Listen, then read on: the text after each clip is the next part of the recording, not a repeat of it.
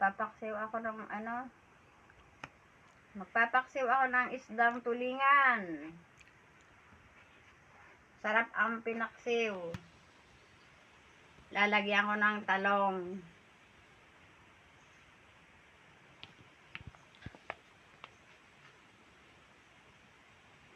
Lalagyan ko ng dalawang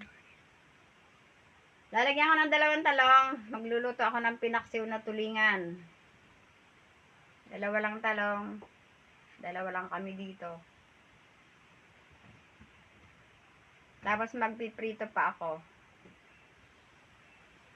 Magpiprito ako ng 3. Papaksiw ko yung iba.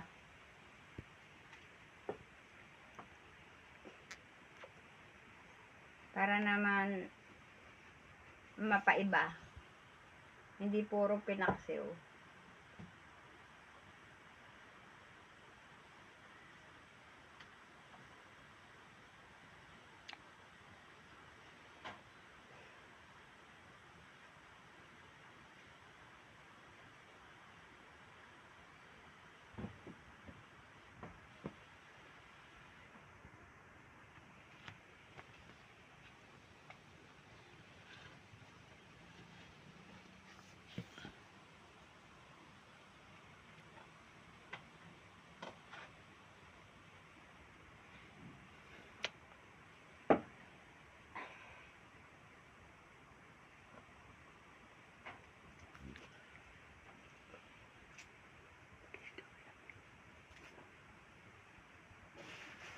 Mahal naman ang isda.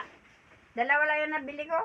Ang mahal ng kilo ng tulingan, 200 ang kilo. Tapos yung isa, nung pinatimbang ko yung isa lang, ay nakaagad, mahigit kalahating kilo. Kaya isa lang yung nabili ko.